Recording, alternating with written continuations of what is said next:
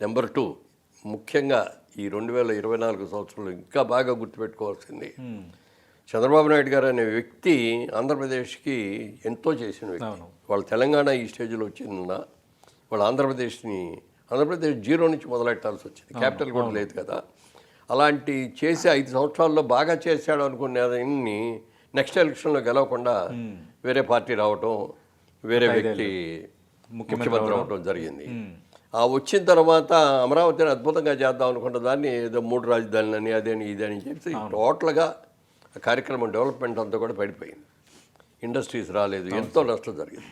అలాంటి దాన్ని ప్రజలు మళ్ళీ గుర్తించి మనం చేసిన తప్పు ఇది, మళ్ళీ మనకి ఇంత మంచి నాయకుడు ఉండగా అతను చేసుకోకుండా ఏమిటి అని చెప్పి తెలుగుదేశం పార్టీ పెట్టిన తర్వాత ఎన్టీ రామారావుకి కూడా రానంతటి అద్భుతమైన విజయం మొన్న చంద్రబాబు నాయుడు గారు తెలుగుదేశానికి వచ్చింది.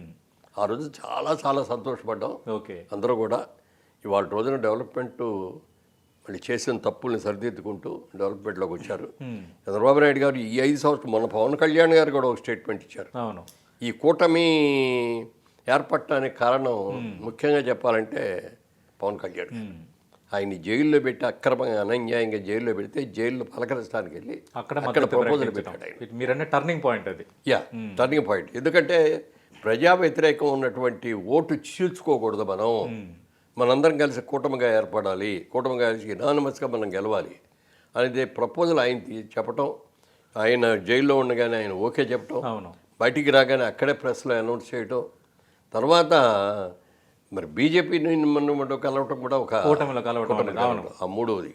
ఎందుకంటే అది కలవచ్చు కలగపోవచ్చు. ఇప్పుడు ఎందుకంటే ఇప్పుడు మోడీ గారు లాంటి వాళ్ళకి ఎవరు ఎక్కువ సీట్లు వస్తే వాళ్ళకి ఇవ్వాలి అని అనుకుంటారు.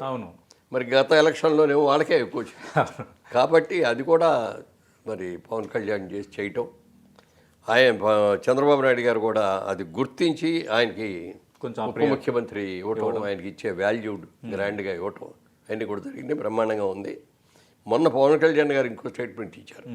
జనరల్గా ఆ స్టేజ్లో ఉన్న నాయకుడు నెక్స్ట్ ఎలక్షన్లో నేనే ముఖ్యమంత్రి కావాలి అని సహజం. అది అలాంటిది ఆయన కూడా కోరుకున్న సహజమే. కానీ ఆయన మొన్న స్టేట్మెంట్ ఇచ్చారు ఆయనే స్వయంగా. చంద్రబాబు నాయుడు గారు ఈ 5 ఏళ్లే కాదు ఇంకో 5 ఏళ్ళు కూడా ఆయనే ముఖ్యమంత్రి ఉండాలి, రాష్ట్రం బ్రహ్మాండంగా అభివృద్ధి చెందుతుంది ఆయన అనే మాట మాత్రం చాలా గ్రేట్ అండి. చాలా మెచ్చుకోవాలి ఆయన విజ్ఞతని, ఆయన ముందు చూపుని. ప్రతి ఒక్కళ్ళం కూడా ఆయన్ని మనం అభినందించాలి, పొగడాలి కూడా. అంత మంచి నిర్ణయం తీసుకున్నారు. ఇవన్నీ కూడా 2024లో జరిగినాయి కాబట్టి హ్యాపీయెస్ట్ ఇయర్గా నేను ఫీల్ అవుతున్నాను.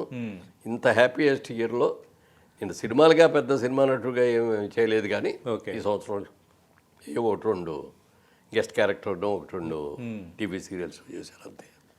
ఏదేమైనా నటుడుగా పెద్ద ఎంకరేజింగ్ అనిపించలేదు, కానీ ఈ ఇయర్ అది నెక్స్ట్ ఇయర్ డెఫినెట్గా వస్తుంది. ఇంకా ముందు సంవత్సరాలు ఇంకా ఎక్కువ వస్తాయి, అవన్నీ కాదు. టోటల్గా చూసుకుంటే ఈ సంవత్సరం సినిమా ఇండస్ట్రీకి కూడా మంచిదే జరిగింది.